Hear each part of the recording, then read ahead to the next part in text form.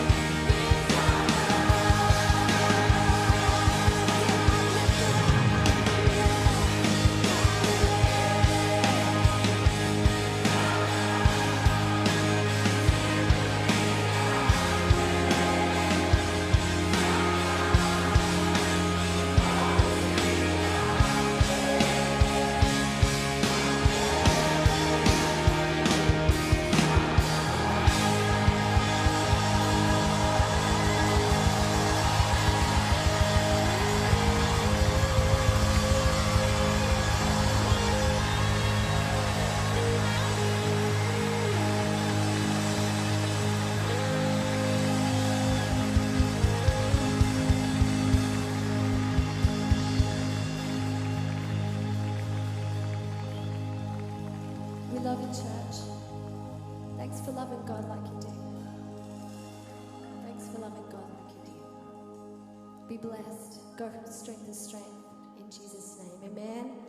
Amen. Amen. Amen.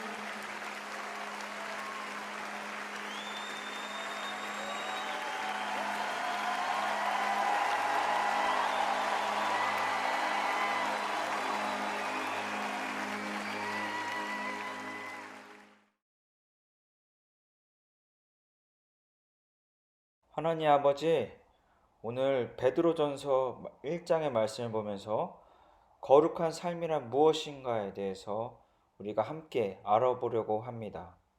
하나님, 우리가 이 시간 거룩한 삶이란 무엇인가를 깨닫게 하시고, 또 우리가 깨닫는 것으로 끝나는 것이 아니라 또 삶의 열매를 얻을 수 있도록 성령님께서 인도하여 주시옵소서.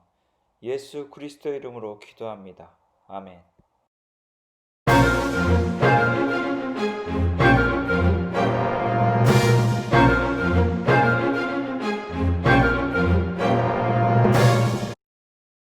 네, 오늘 제목에서 나온 것 같이 하나님께서는 이 말씀을 통해서 우리에게 거룩한 삶을 살아라고 말씀하십니다. 1 Peter chapter 1 verse 15 to 16 보시면 But just as he who calls you is holy. 너를 부르시니까 어때요? holy, 거룩하시다. So be holy in all you do. 그래서 너는 거룩하라. 너 하는 모든 것 안에서 거룩하라. For it is written. 이것이 쓰여 있다. 어디에요? 성경에 쓰여 있다는 거죠. 그러면서 뭐라고 말씀합니까? Be holy. 거룩하라. Because I am holy. 왜냐하면 내가 거룩하기 때문이다. 라고 말씀하고 있습니다. 내가 거룩하다 라고 말씀하는 거죠. 네, 말씀 성경 여기저기에서 우리에게 거룩한 삶을 요구하고 있어요. 그렇다면 거룩한 삶이란 무엇인가에 대해서 오늘은 나누어 보도록 하겠습니다. 거룩한 삶이란 도덕적인 삶과 같은 것일까요? 우리가 만약에 도덕적인 삶을 살아간다면 그것이 거룩한 삶일까요? 일단 제가 알고 있는 도덕에 대해서, 도덕이 무엇인가에 대해서 조금 나누어 보도록 하겠습니다. 네, 철학자 휴문 이제 도덕에 대해서 어떻게 얘기하냐? 이렇게 얘기합니다. 감정과 이성은 서로 대립하는 것이 아니므로 감정을 억압하고 이성을 따르는 사람이 곧 덕 있는 사람이라고 보는 견해는 잘못된 것입니다. 라고 얘기하고 있어요. 예를 들어서 이런 거예요. 길거리에 가다가 이제 어떤 집이 없으신 어떤 분을 보았어요. 그래서 이제 돈을 좀 달라고 하시면서 도와달라고 이렇게 팻말을 붙이고 있는 사람을 봤단 말이에요. 근데 감정은 별로 도와주고 싶지 않아요. 이 돈 그냥 나를 위해서 쓰고 싶어. 하지만 이 돈을 줘야 이성적으로 옳은 것이지 하면서 나는 돈이 많은 사람이기 때문에 나눠주는 삶을 살아야 돼 라고 생각하면서 나눠주었다면 이것은 도덕이라고 볼 수 없다는 거죠. 예, 그런 것을 의미하고 있어요. 결국엔 뭐예요? 그러니까 이 마음은 내키지 않지만 그냥 머리로 해야만 한다고 해서 하는 것, 예, 그것은 이제 도덕적인 삶이라고 볼 수 없다는 거죠. 예, 그것이 바로 휴미 얘기하는 도덕인 것입니다. 이제 철학자 칸트는 도덕에 대해서 어떻게 얘기하냐? 제가 이거 쓴 걸 읽어보면 모두가 평화롭고 사이좋게 살기 위해 필요한 최소한의 규칙을 정하고 이것을 예외 없이 따르자고 했습니다. 이것을 의무론적 윤리라고 말하고 있는데 철학자 칸트로 인해서 이제 의무론적 윤리가 이제 시작되었다고 말할 수 있습니다. 이것이 무엇이냐? 의무론적 윤리가 무엇이냐? 쉽게 얘기해서 법을 지키는 거예요. 무엇을 위해서? 모두가 사이좋고 모두가 평화로운 삶을 살아가기 위해서 어떤 규범을 정하고 그것을 지키며 살아가는 것이 도덕적인 삶이라는 거죠. 예, 칸트 이야기는 좀 다르지만 그냥 쉽게 얘기하자면 우리가 법을 잘 지키는 삶, 그것이 도덕적인 삶이라는 거죠. 여러분들 법을 잘 지키는 삶, 그래서 도덕적으로 살아간다. 뭐 의견이 여기서 갈릴 수 있지만 그것이 과연 거룩한 삶일까요? 만약에 우리가 법을 잘 지키면서 진짜 여러 가지 법들이 있죠. 그 법을 다 지키면서 살아간다면 그것이 거룩한 삶일까요? 도덕적인 삶 몇 가지 예를 한번 들어볼게요. 이거 한번 어떤 교과서에 나왔던 건데 중학생 교과서예요. 네, 보면은 지호야 과자 봉지를 거기에 버리면 어떡해? 라고 얘기하고 있죠. 왜 그럴까요? 이게 재활용 쓰레기인데 어디다 버리고 있어요? 일반 쓰레기통에 버리고 있단 말이에요. 예, 근데 이 교과서에 보면은 이제 도덕적인 삶을 살아가기 위한 필요 조건들이 있어요. 그게 뭐예요? 무지해서는 안 된다. 그러니까 정보를 알아야지 우리가 도덕을 지키며 살아갈 수 있다는 거예요. 네. 그런데 이 친구는 왜 일반 쓰레기에 재활용 쓰레기를 버리고 있어요? 이거에 대해서 알지 못했기 때문에, 이거에 대해서 무지했기 때문이죠. 그렇기 때문에 도덕적인 삶을 살아가기 위해서는 어떻게 해야 된다? 우리가 알아야 된다. 예, 무지해서는 안 된다. 라고 얘기하고 있어요. 근데 도덕적인 삶의 그 조건은 첫 번째는 무지해서는 안 되고 두 번째는 뭐냐? 이웃에게 관심을 가져야 한대요. 너무 성경적이더라고요.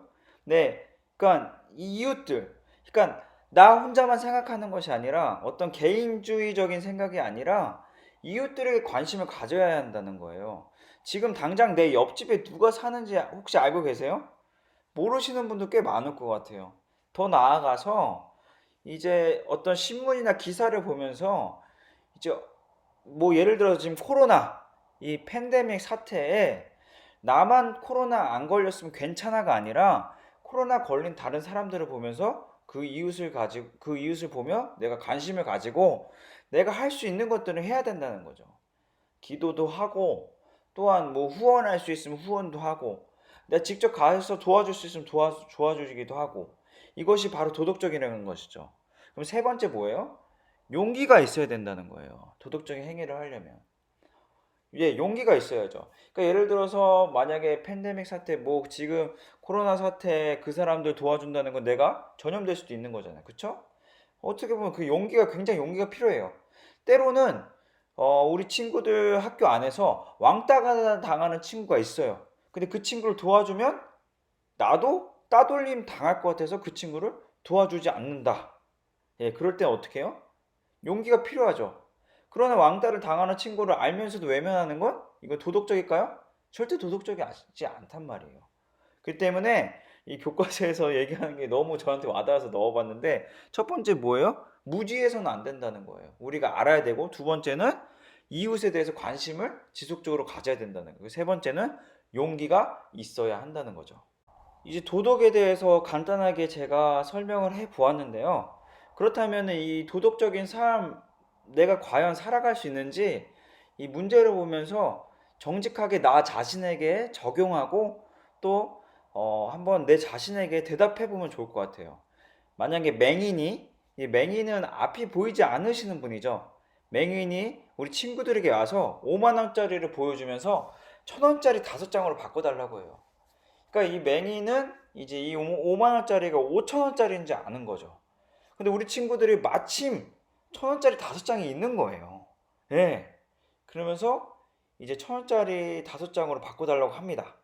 그럴 때 우리 친구들은 이 맹인하게 정직하게 솔직하게 이거는 5,000원짜리가 아니라 5만 원짜리예요 라고 얘기하며 이분이 이제 이거를 잘 바꿀 수 있도록 도와줄 것인가, 아니면 이 맹인에게 내 5천 원을 주고 1,000원짜리 5장을 주고 5만 원을 내가 가질 것인가, 내 자신에게 정직하게 물어봤으면 좋겠어요. 그러면서 지금 내 도덕성은 어떠한가에 대해서 우리 친구들이 내 자신에 대해서 잘 알아가는 시간 되었으면 좋겠습니다.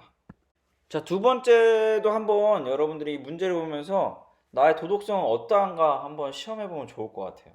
네, 시각 장애인이 넘어졌어요. 근데 어디서 넘어졌냐? 지금 그림 보시면 알겠지만 횡단보도에서 넘어졌어요.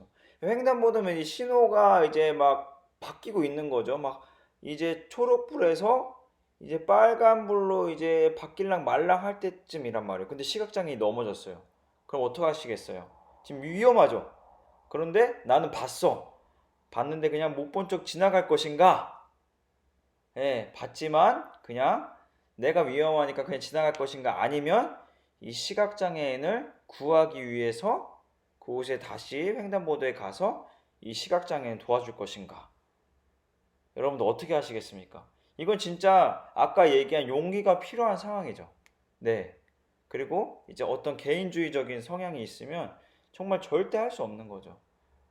여러분도 정직하게 손을 얹고 나의 도덕성은 어떠한가 한번 시험해보면 좋을 것 같습니다. 이 도덕이라는 거는요, 사실 그 거룩한 삶의 한 부분을 차지하고 있어요. 이 도덕과 거룩을 아예 떼놓을 수는 없어요. 그러나 이 도덕적인 삶이 거룩한 삶이라고 말할 수는 없는 것이죠. 예. 그러나 도덕적인 삶이 거룩한 삶 안에 어떤 항목 중에 하나로 포함되어 있다라고 얘기할 수 있어요. 네. 그렇기 때문에 도덕적인 삶을 살아간다는 거 매우 중요해요. 아니, 그렇다면 이제 거룩한 삶이란 이제 도덕적인 삶이라고 도덕적인 삶이 거룩한 삶이라고 말할 수 없다면, 그렇다면 도대체 우리가 거룩한 삶을 어떻게 살 수 있습니까? 찬양을 많이 부르면 될까요? 아니면 우리가 성경, 그 구약과 신약을 합친 66권의 그 성경을 정말 1년에 막 1독, 2독, 3독 성경을 많이 읽으면 읽을수록 우리가 더 거룩해지는 걸까요? 아니면 성경을 달달달달달 다 외워버리면 우리가 거룩해지는 걸까요? 이제 거룩이라는 단어를 이제 히브리어로 보면 코데시. 이제 그 코데시는 성전이란 뜻을 가지고 있어요. 성전이 뭐예요? 하나님이 계시는 곳이라는 의미를 가지고 있는 거죠. 근데 이것이 어디서 이제 유래됐냐? 동사인 카다시. 근데 이 카다시라는 이 동사는 이제 구별되거나 분리된다는 뜻을 가지고 있어요. 네, 그리고 헬라어로는 거룩을 하기오스라고 하는데 이것 또한 분리되라라는 뜻을 가지고 있어요. 결국에 이 성경에서 사용된 거룩, 이 의미가 무엇입니까? 하나님의 집이라는 의미가 있으면서 동시에 무슨 의미가 있어요? 분리된다라는 의미를 가지고 있는 것입니다. 예, 하나님의 성전, 결국에 뭐예요? 이제 거룩한 삶이란 뭐예요? 하나님께서 내 안에 계시는 삶, 예수 그리스도께서 내 안에 계시는 삶이란 말이죠. 그러면서 분리돼요. 그 무엇과 분리돼요? 흔히 분리된다 그러면 세상과 분리된다고 생각하는 사람들이 있어요. 아니에요. 이제 세상과 분리되는 게 아니란 말이에요. 하나님이 세상을 만드셨어요. 그리고 여러분들이 유명하게 잘 아시는 말씀, 요한복음 3장 16절에도 세상을 이처럼 사랑하신다고 말씀하고 있단 말이에요. 예. 그렇기 때문에 여러분들 세상과 분리된 삶을 거룩한 삶이라고 얘기하는 게 아니에요. 우리 세상 안에서 하나님의 성전답게 살아가는 것, 하나님이 내 안에 계신 듯이 살아가는 것, 예수님께서 내 안에 계신 듯이 살아가는 것이 바로 그것이 분리된 삶이며 거룩한 삶인 것입니다. 우리가 아무리 도덕적인 삶을, 진짜 도덕적으로 뛰어난 삶을 산다 한들 내 안에 예수님이 계시지 않다면 그것은 거룩한 삶이라고 얘기할 수 없는 거예요. 도덕적인 삶 매우 중요해요. 찬양하는 거 매우 중요해요. 성경 많이 읽는 거 매우 중요해요. 네, 도덕적인 삶 절대 중요합니다. 무엇을 위해서? 거룩한 삶을 위해서. 그러나 오늘 말씀을 한번 볼까요? 네, 1 Peter chapter 1 verse 15, 16을 다시 보면 우리 부르신 분, He who called you is holy. 우리 부르신 분께서 거룩하세요. So be holy in all you do. 그러니까 그래서 너 거룩하래요. 너가 하는 모든 것 안에서 거룩하래요. 그게 뭐예요? 어떻게 우리가 하는 모든 것 안에서 거룩할 수 있어요? 이건 뭡니까? 결국에 하나님의 성전의 의미를 가지고 있는 거예요. 네, 하나님의 성전, 즉 예수 그리스도 내 안에 계심이 중요한 거죠. 그러니까 우리가 모든 선을 행하는 동기, 도덕적인 행위 중요해요. 그러나 도덕적인 행위를 하는 이유가 뭐예요? 하나님의 영광을 위해서 예수 그리스도의 그 그 선하심을 나타나기 위해서, 복음을 나타나기 위해서 해야 된다는 거죠. 그것이 바로 거룩한 삶인 거예요. 그리고 이어서 16절에 뭐라고 말씀하고 있어요? For it is written. 그러니까 우리가 왜 거룩한 삶을 살아가려고 합니까? For it is written. 이 성경에 써 있기 때문이에요. 하나님의 말씀이기 때문이에요. 도덕적으로는 예수님을 믿지 않지만 도덕적으로 뛰어난 사람들이 있어요. 그러나 그 사람들이 그렇게 살아가는 이유가 뭘까요? 솔직히 하나님은 없어요. 예수 그리스도는 없단 말이에요. 자신의 의를 위해서 아닐 수도 있어요. 진짜 선한 사람이 있을 수도 있지만 어쨌든 그 사람 안에 예수 그리스도는 없을 거란 말이죠. 그러나 우리가 거룩한 삶을 추구하는 이유가 뭐예요? 바로 For it is written. 말씀하셨기 때문에, 하나님께서 말씀하셨기 때문이에요. 네. 그러니까 거룩한 삶이란 뭡니까? 거룩한 삶이란 예수 그리스도께서 전적으로 내 안에 계시는 하나님의 성전된 삶이에요. 그리고 우리가 왜 그런 거룩한 삶을 살아야 돼요? For it is written. 하나님께서 말씀하셨기 때문에. Are you living a holy life?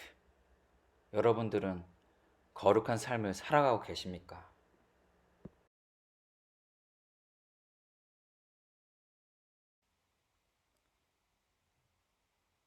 Our Father in heaven, hallowed be your name. Your kingdom come, your will be done on earth as it is in heaven. Give us this day our daily bread, and forgive us our sins, as we forgive those who sin against us. Lead us not into temptation, but deliver us from evil. For yours is the kingdom, the power, and the glory forever and ever. Amen.